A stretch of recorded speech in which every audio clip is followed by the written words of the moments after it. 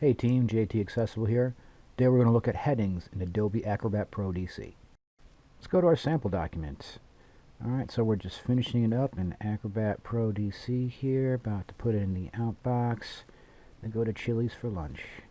But suddenly, danger, Will Robinson, because we've got headings errors, and instead of an awesome blossom, we're going to be having Fig Newtons out of the vending machine. But you won't want Fig Newtons. So how do you fix this? Here's what's happening. The big concept to remember here with heading structures is when you put the headings into your document, it's not just measured as a single item.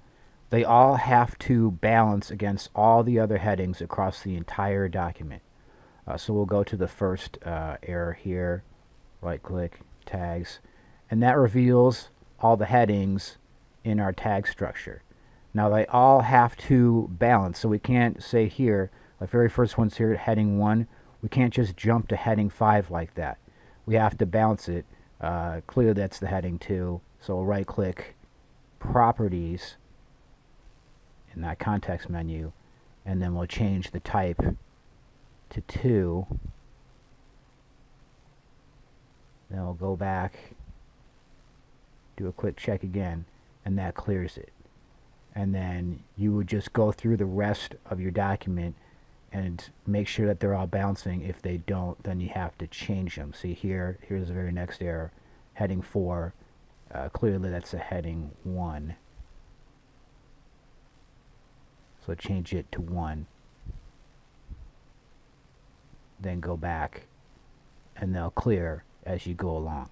But the big thing to remember is that if you have, say, a 100-page document, they have to balance across the entire span of the document.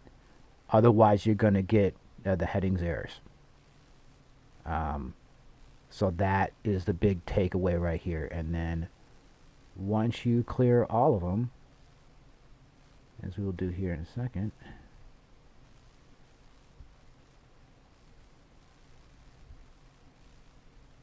see, this one's a heading 2.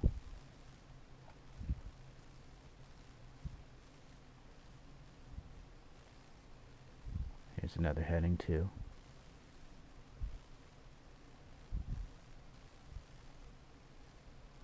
Then you are back to your regularly scheduled awesome blossom.